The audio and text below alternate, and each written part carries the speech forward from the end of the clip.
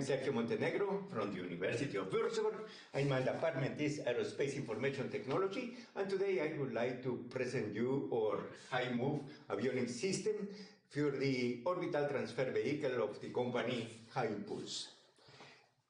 First, we are doing the avionics for this orbital transfer vehicle, and it's a very versatile vehicle. We can move from orbit to orbit to deploy different satellites at different orbits. In this case, we are acting like the upper stage of a launcher. After deploying all satellites, we can remain in orbit for about 3 years and then act like a normal satellite with normal payloads. In this case, we have this situation. Then we have to have an avionics which is able to control the upper stage of a rocket, to move from different orbits, and at the end to remain like a normal satellite for several years. Maybe you know this problem. One size will fit all doesn't work. Maybe for some missions it's too small, for some missions it's too big. Therefore, what we need is tailoring. And tailoring is actually nothing new. You have a set of building blocks, and you can plug these building blocks to build your system as you require. This is done by many projects, but there is a difference. Most projects are concentrating in the hardware. They are looking the building blocks like hardware which you can plug together. But that's not the problem. To plug hardware modules, it's nothing new. The problem is the software. This is the very big problem which we have to solve. And the key is the software to have an environment to combine different building blocks without having to change the software, without having to reprogram everything every time you have a new configuration. If you just take and plug together, at the end you are going to end with a mess like this, and it will be very dangerous. And if you see what we are doing, you will understand our target is dependability. This is our emphasis. Well, a definition of dependability, there are many definitions. Let's say it simple, you can trust it. It will do what you are expecting, and there is absolutely no reason to worry. When you need it, it will be there, and it will catch you. The opposite will be not dependable. When you need it, it's doing something different, it's not there, or it does something wrong. So you have the notion of dependability. And now we have the situation. 100% dependability is not possible. There is always a gap between what you can reach and a dependability which will work always, for always. This is not possible. You are increasing the effort, and you are winning very small piece of dependability. So at some point you have to take the decision where to stop. Normally you say, well, a dependability of 10 to the power of minus 10 per hour will be okay. So the probability of failure in 1 hour is 10 to the power of minus 9. And let's say for 1 year, this will be a failure of 10 to the power of minus 5. Okay, and this dependability has 5 columns. First, we have the safety. We don't want accidents. Second, we have the availability. The system shall be ready to be used when you need it. Then we have the reliability. Once you start using it, it shall continue working properly until the end of the mission, or until the end of this phase of the mission. Maybe it will not be ready in the moment when you need, then you have lower availability, but once it's ready and once it starts, it will not fail until the end of the mission. And then we have security to protect your data, and this is integrity and confidentiality. And it sounds like dependability is one thing, but you saw it's not one thing. There are different components, and the big problem is they are competing against each other. So you can improve your availability, but then maybe you are going to lose safety. maybe you shall to invest more in safety, then the system will not be ready to be used at any time, or you are going to lose reliability, or you increase reliability, but you are going to lose availability. So you have to take the decision, what is more important? In our case, we can even switch dynamically from one configuration to other configuration. In the case of satellites, I'm going to come this later, sorry. And then we have this situation. It's like going to the supermarket. You cannot take everything, you don't need to take everything. You have to select. For your mission, you have to take the decision, what is what you will need, and you take only this. And then once in orbit, it is our job to use these resources which you have given to us to achieve the highest reliability, availability, or safety, according to the mission which we have. So you have to take the decision. That is the static configuration. Do you want to take so much, or you will take like this backpack, very little? And then tell us what you need: high availability, high reliability, high availability of both of them. If you can afford it, then you will need more resources, more hardware, more building blocks. And what we are doing, we are approaching in a different way.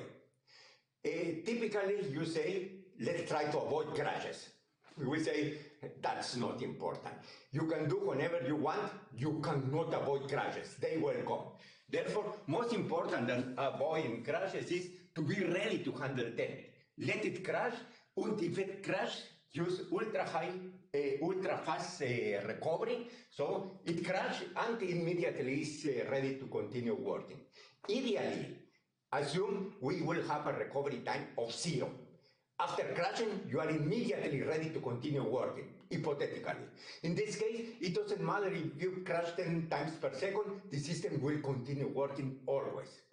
Well, this is a dream. What we have reached is a recovery time of half second. So we have a very small operating system, and the applications will reconfigure very fast, get the last information, and continue working. So we can tolerate 1 crash per second. In half second, we are ready to continue working. And from outside, if your control period is longer than 1 second, you will not see any damage. Another thing is, maybe you know, everything is thinking computer is the most important thing in your system, so invest in the computer. But no, for us, computer is not the most important thing. We have a network. In this network, we have many devices and many computers. So the most important thing is the network, and as long as the network is working, as long as the communication is going on, we can continue controlling the system. So we don't invest too much in a dependable computer. It's better to invest more in a dependable network. So it will continue working even if computers are crashing. Another important thing is many people are trying to create systems to manage the complexity. We say this is wrong. If you have such a complexity that you need something special to handle the complexity, then you have lost. What we try is the irreducible complexity. Okay, we try to do everything really as simple as possible. Let's take, for example, the operating system which we are using in this mission. Its name is Rhodos. We have implemented it 4 times. So we have the 4th version now. And every time it's getting simpler, and simpler. The functionality is the same, even more, but every implementation we have learned what you really need and how to make it more simple, and therefore is so simple. As an example, everything, including communication middleware, is 4,000 lines of code. If you compare with other embedded operating systems, you will find they begin with 500,000 lines of code, 1 million lines of code, and even more. And if you see the middlewares, the typical middlewares you use, they begin from 3 million lines of code to the top. We combine both middleware and embedded real-time dependable operating system in 4,000 lines of code, because every time we are doing it more simple. Maybe you know, every time you get a new release for a new software, it's bigger and it's slower. We are going the opposite way. Every new release is smaller and it is faster. And only therefore we are able to have a recovery time of half second or even less. The other thing is try to make it robust. Actually, it's not important. Any case, it will find something, a situation which is different than expected, and things are going to fail.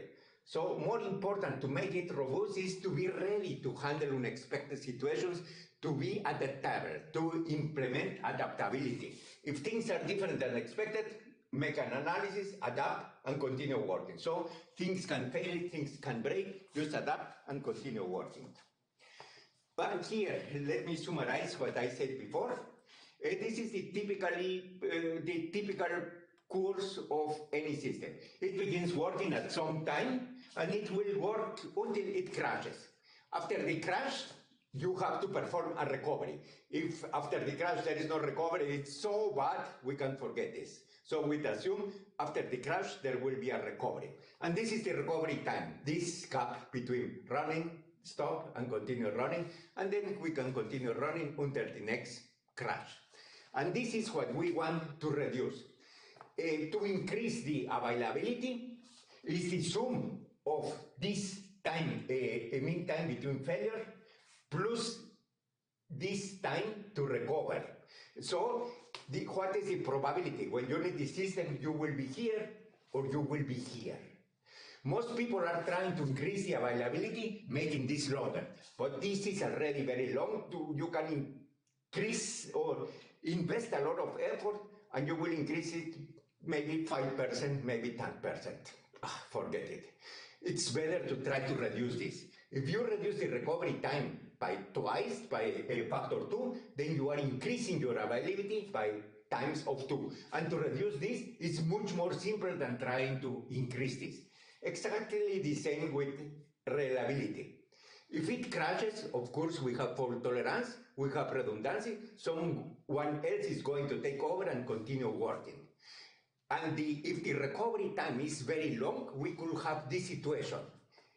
While this is recovering, we will have a crash of the other which is working, and then no one is going to take over, and we have a very, very bad situation. Therefore, reducing this time to recover increase the dependability and increase the reliability and availability. This is the best you can do, and this is what we are doing. Okay, and then we have to switch. For the launcher and overstage, we need high reliability. Once it starts flying, it shall continue flying until it reaches the orbit. It's only 10 minutes or 20 minutes, but we have to invest everything for these 10 minutes to be very sure you will reach the orbit.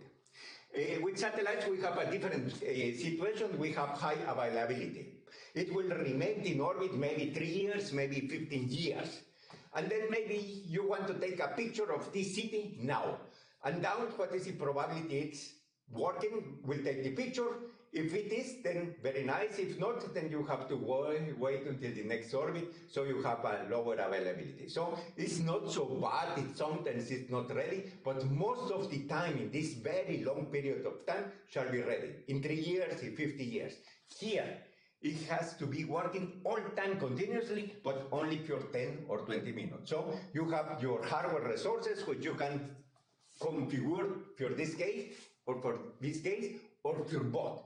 The orbit transfer vehicle. I said before, when we are maneuvering between orbits, we need a high reliability. Nothing shall fail. But this is a thing of maybe 5 minutes. And after deploying everything, we are going to remain 3 years. And then we have to perform some mission, and then we will need high availability. So we shall be able to switch between one to the other. Okay, and what we have is, first we have a static configuration. At the beginning, when you are building your system, you take the decisions which hardware you are going to take. And this is fixed. Then we fly with this hardware, like the backpack, which I showed you before. And then we are in orbit, and we have some situations which are changing, or devices which are failing. And then we have the dynamic reconfiguration or adaptability. Then we have to make an analysis, what is the next situation, or what is the current situation, what is the next phase of the system, and use the hardware which you provide here in the static configuration to make our best for availability or reliability, or both, if we have enough resources. And what we are doing are 5 different steps. First, continuous monitoring. Every device is checking itself. So every time a device, a computer, is delivering some result, we can be very, very sure they are right. So they will be checked before sent. The worst thing you can have is you have a crash, but from outside it doesn't look like a crash. It says everything is okay and it's providing data, but this data is wrong. This is the worst thing you can have.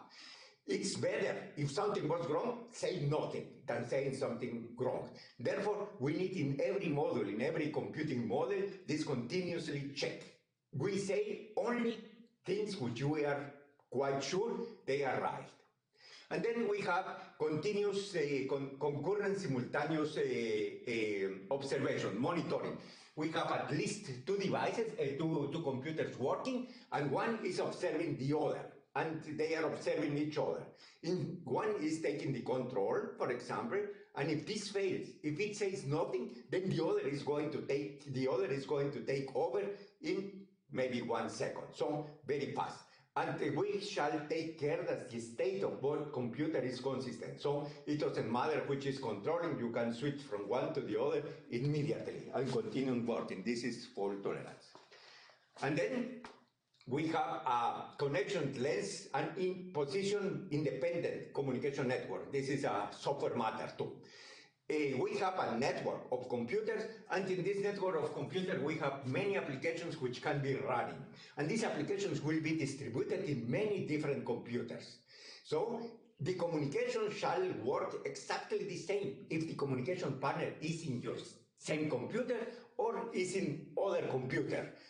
Even if one computer fails, then the applications will be distributed in other computers. And for you, it shall be transparent. You are communicating with your communication partner, even if it's in this computer on the other or moving to other computer. Therefore, we have a publish subscriber middleware, which is connectionless. Anytime you distribute your messages, and anyone who needs this data will take it. It doesn't matter in which computer it is running. Then the fourth is the irreducible complexity. This is what I said before. We are doing our best to make everything as simple as possible. What we want is every developer shall be able to understand the complete code. If the code is so big that no person is able to understand everything, we consider our mental capacity is about 5,000 lines of code. You cannot understand more than 5,000 lines of code. It is beyond this, then the system is more complex than what you can understand. And then you shall not wonder if it doesn't fail because you are doing things which you don't understand. Therefore, and the other reasons which I said before, we are targeting to make everything as simple as possible. And the last is what I said before, ultra-fast recovery.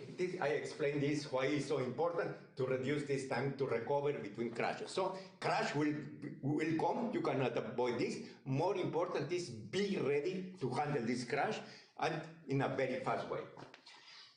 This is what we are doing. This is ROS. This is our operating system, embedded operating system, including middleware. And in this environment, we have many applications. Here, you can see all these applications. We can make an analogy to hardware. In hardware, you have a printing board like this. And on this printing board, you are adding some chips, and they are going to be interconnected in the printing board. So you have to take care only on the interfaces of the chips, and these are the pins. We are doing the same with software. So we have our application distributed in smaller applications, and the pins of hardware, these are communications ports to send and receive data through the topics from the middleware, which I said before. So this environment here, this is the middleware of ROS. And here you have your ports, every application, to send and receive data. And then you don't need to take care where are the other applications, my communications partner, and if they are in the same computer, or maybe they are in different computer. It doesn't matter. This is what I said before. This is the middleware. Okay, I don't need to say it again. Okay, and then we have, I said before, different computing nodes. Each of these is a computing node which has its own local middleware with some topics to communicate with each other and some applications running on the top of this. And then we have many of this distributed in the satellite, in the transfer vehicle, or in the launcher. And all they are connected using a network. This is a hardware router. Every computing node has a gateway, and this gateway takes the messages from this local middleware, make the protocol which is required in the router, and then sends the messages to the router, and the router will forward these messages to other gateways, and the other gateways will distribute it locally in the local node, or we can go to other routers using the same application from a gateway like this. That is how it works. And if we see the launcher, then we have a configuration like this. And here you can see we have many computers distributed in the launcher and many routers, and they are interconnected in different ways. So, and you know, from the launchers, on the way we are losing parts, so we are going to distribute the applications in all these computers, and as we are losing parts, then the applications are going to be redistributed in the computers we still have, and at the end we are going to have only the operating stage with only a few computers and maybe only 2 routers for fault tolerance. They have to be replicated. And now I said before, we have to be very sure every time application forwards some data, it shall be very sure it's right. If it's not right, it's better to say nothing than to say something wrong. Therefore, we are using a combination of spatial and temporal redundancy, hot redundancy. This is something you know from triple module redundancy. We have 3 replicas of hardware or software. You make the same computation 3 times, and then you have a voter. And the voter will compare. And if they are the same, it's not a problem. If 2 are the same and 1 differs, then you forward the 2, they are the same. And all of 3 are different, then you have a big problem. Okay. When spatial redundancy, you make this replication in hardware. So you have 3 computers doing the same thing, but we can do the same in software. So instead of having 3 computers, we have 3 applications which are disjunct. They are in different memories. They are in different program code. They have different, the same but different replication of the program code. And so we can be pretty sure it's almost impossible one single failure will produce the same ground functionality in 2 or 3 of them. So the replication is done in software and the voter is done in software too. And therefore it's easier for the synchronization, and then we can make higher level of comparing, else the voter is a very difficult task. So only if we know the data is checked, then we are going to forward this. If not, if there is no plausible solution or the system has a total crash, then we have temporal redundancy. We have at least 2 computers running at the same time, depending. If you need high reliability, then they will be running at the same time. If you need high availability, only one will be running and the other will be waiting to be awake in case of failure of one. So we have these 2 computers, this and this. One is under control, and as long as it has the control, the other is maybe listening or maybe sleeping. As long as here everything is producing data, then there is no problem. If he crashes totally, or it says it's so wrong, I don't know how to do, then it's going to perform a reboot, and in the meantime, the other is going to take control.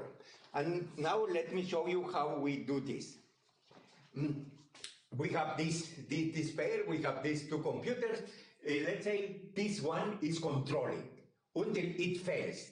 Here we have a crash, then we have a takeover, and then the other is going to take control. I said before, here, in this time, maybe we have some temporal failures. One application is going to compute something different than the other 2, which are the same, but this is something we are going to correct internally, and the application which has another opinion will be forced to perform a recovery. Everything internally. So from outside, you are going to see only correct data in this period. Until something is so wrong that it crashes. Then the other takes over and continue working until there is something so bad that it crashes, then we can switch again. And this is going to take control, and this is now the monitor, just waiting. If crashes, doesn't matter. The other has control, it keeps the control and continues working. And so it's the way how we are using with pairs. And now, in the case of call redundancy, how can we be sure only one is going to have control and the other is going to be sleeping, and when one crashes or fails, the other is going to take over very fast.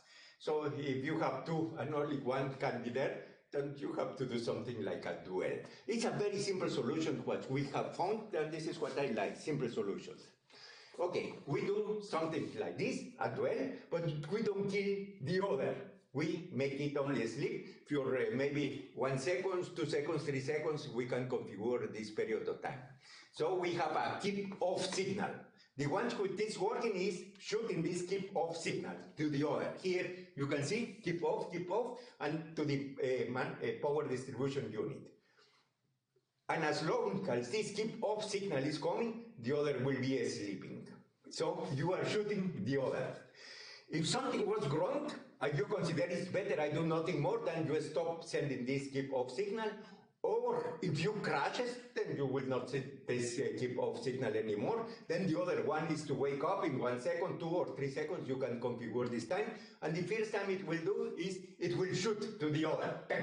And then the other is going to be turned off in this case. And then you can continue working the new, which was started, do your function and keep sending the keep off signal. And the implementation of this is really very simple solution. This is only an example how we are doing things very simple. That is the power distribution unit. When you know in the power distribution unit we have switches which we turn on and off to let something work on stop. And this keep off signal is only this switch is a SMOS transistor.